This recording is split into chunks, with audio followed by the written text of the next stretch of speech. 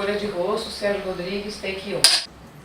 O Brasil é ou foi o país do futebol. Falta futebol na literatura do país do futebol? Pois eu sempre ouvi isso desde garoto, e eu acho que isso foi inclusive foi uma das motivações, assim, uma das coisas que me levaram a escrever ficção sobre futebol, né? Eu acho que isso é uma meia-verdade, porque talvez falte futebol sim nos romances brasileiros. Se você pegar, né, os romances brasileiros, historicamente eles têm pouca coisa de futebol. Mas, por outro lado, você tem futebol à beça nas crônicas brasileiras, que são alta literatura também, nos seus melhores momentos, né? A crônica do Nelson Rodrigues, do Paulo Mendes Campos. Então, e tem alguns contos excelentes, tem poemas, os nossos maiores poetas escreveram sobre futebol, o Drummond, o João Cabral. Então eu acho que é um pouco de maldade com a literatura falar isso. Mas assim, se você pensar no tamanho do futebol na cultura brasileira, com certeza você pode dizer que ele poderia estar representado de uma maneira mais clara na literatura, né? Mais exuberante na literatura. Mas essas coisas não se traduzem assim tão automaticamente, né? O carnaval também, que é outra manifestação imensa da cultura brasileira, também não tem muita literatura. Essas coisas não viajam tão automaticamente assim, né? E o esporte também eu acho que tem uma outra dificuldade, que não se restringe ao Brasil. Eu acho que é uma dificuldade para a literatura mundial. O esporte ele te dá uma narrativa muito pronta, muito fechada, né? E é autossuficiente de certa forma. Então ali você já tem os heróis, os vilões, os dramas, as comédias, as tragédias. Então é muito difícil você, um ficcionista, né, chegar com as suas mentirinhas lá a tiracolo e tentar misturar com esse mundo. Em geral, não dá uma liga muito legal. Tem uma dificuldade técnica aí mesmo até. E não que seja impossível de fazer, mas se você parar para pensar, não tem grandes romances de esporte em lugar nenhum. Grande romance italiano de Fórmula 1, que eu saiba, não tem. Quer dizer, o grande romance japonês de sumô seria uma literatura de peso. Existe algum fundo de verdade naquela velha história de quem gosta de futebol não gosta de literatura e vice-versa? Eu acho que não, rapaz. Eu acho que tem um certo preconceito aí de ambas as partes numa frase como essa. Ela consegue estereotipar os dois lados da equação. A minha experiência com o drible não foi essa, não. Um livro que foi curioso porque ele foi bem recebido pela crítica literária e também pela crítica esportiva, pela crônica esportiva. Em mesas redondas na televisão, o pessoal falava, o drible e tal, o que foi excelente, né? Foi emocionante e tudo. E muita gente que não é habituê, não tem o hábito de ficar lendo literatura, principalmente ficção brasileira contemporânea, que chegou ao livro pelo caminho do futebol, gostou, me deu retornos positivos, e vice-versa. Muita gente que odeia futebol, que não se interessa em nada por futebol, e que chegou pelo caminho da literatura exclusivamente, também curtiu o livro. Então eu acho que tem um certo preconceito. Quer dizer, pessoas do mercado editorial dizem que tem um fundo de verdade nisso, né, que livros de futebol não costumam vender bem, mas eu acho que talvez seja mais uma questão de encontrar o tom para falar, né? Não tem por que o futebol não ser um belo de um filão. É claro que alguns torcedores não vão ler nada e alguns leitores não vão estar nem um pouco interessados nesse assunto. Mas eu acho que tem no meio aí, tem uma área de convergência suficiente para sustentar umas boas edições. Por que será que em poesia a gente se sai melhor do que nos romances? Tem muita coisa do Drummond, João Cabral, Mário Chamy, em São Paulo. Eu não sei responder. Talvez talvez por isso que eu estava falando antes do futebol ser autossuficiente, né, e ser uma narrativa pronta. A poesia ela entra num outro ângulo, né? A coisa mais lírica e tal. E você pode flagrar um momento, um personagem, um lance, ou a bola, no caso do jornal, a bola e tal. E no romance não, você tem que contar uma história, você tem que ter personagens, tem que ter um arco dramático e tal. E aí eu acho que você compete mais com a história que o próprio esporte já conta. Né? A poesia entra mais na chave da crônica. Está mais na chave da crônica, exatamente, dos momentos, né? No caso da crônica, tem essa fronteira com o jornalismo que ajuda também, porque o jornalismo fala do futebol, fala até demais, né? Produz uma quantidade absurda de palavras e imagens e tal sobre o futebol e cada vez mais. Né?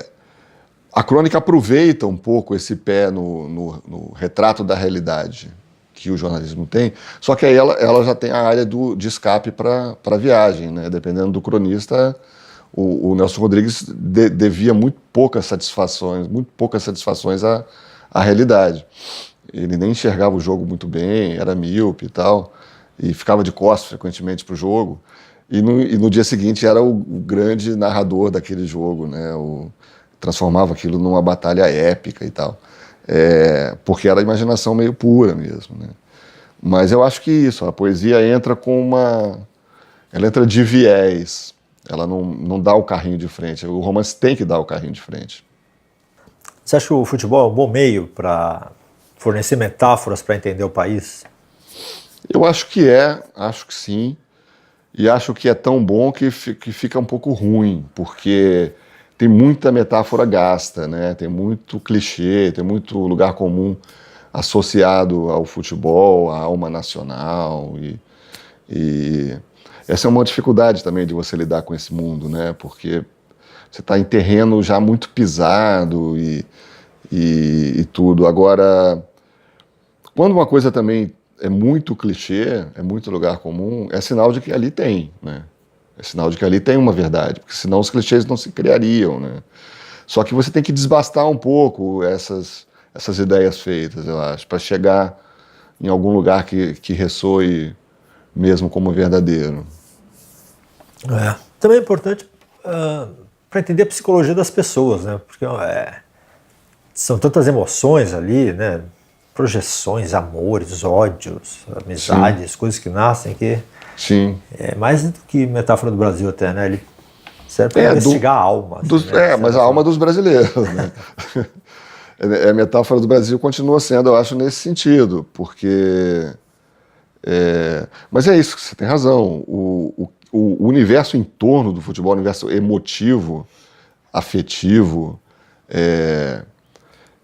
relações de amigos, de inimizades, projeções que você faz, pais e filhos. Não, pais e filhos é fundamental, né? Essa coisa de criar relação, aprofundar uma proximidade desde o início.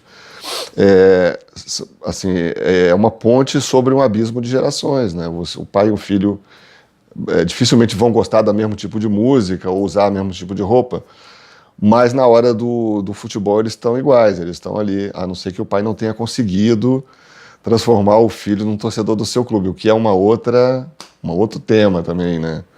É uma espécie de um fracasso. É uma tragédia. É uma tragédia para um pai brasileiro. Não é o caso do meu pai, porque ele abriu mão, ele não ligava muito para isso, então ele sabia que transformar os filhos em América seria quase que uma crueldade. E ele abriu mão de bom grado e eu e meu irmão viramos Flamengo. Episódios cravados na alma do brasileiro que ama o futebol, com as derrotas de 50, 82 e o 7-1 de 2014, são momentos que se prestam melhor ao romance? O romance gosta de um fracasso, né? De um drama e tal. Eu acho que sim, mas eu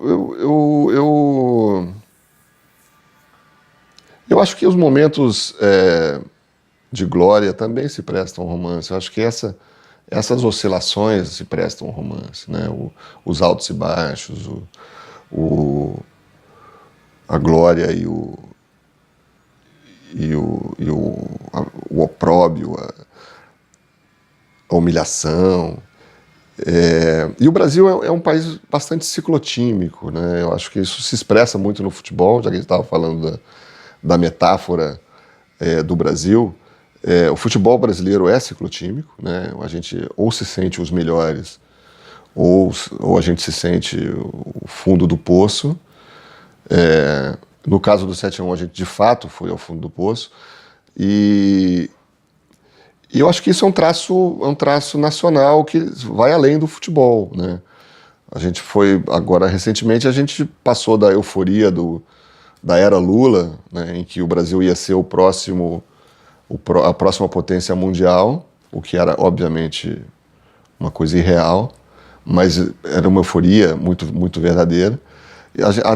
A depressão, a uma recessão profunda e a um sentimento de que a gente não presta para nada e que esse país não vai ter jeito nunca. É como se a gente só conseguisse viver nesses extremos, né?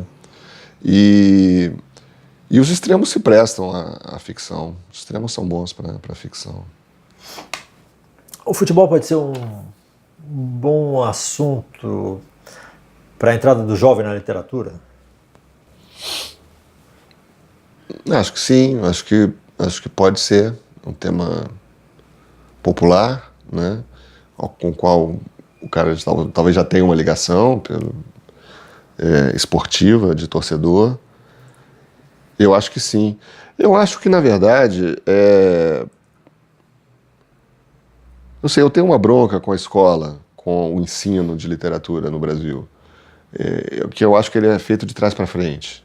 Quer dizer, na verdade, ele é feito em ordem cronológica e ele não deveria ser feito em ordem cronológica. Acho que o ensino de literatura nas escolas deveria começar por hoje, deveria começar pelo contemporâneo, pelo aquilo que tem proximidade com a vida dos caras. Não necessariamente futebol.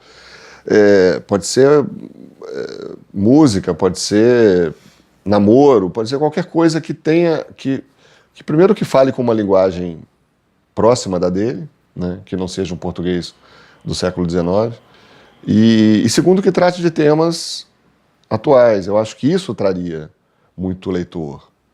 E a opção feita, não sei nem se é uma opção, uma coisa que vai por inércia, geração após geração, começar pelo romantismo, começar por José de Alencar.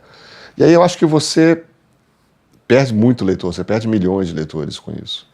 Porque, enfim, é uma linguagem que exige um certo esforço, né?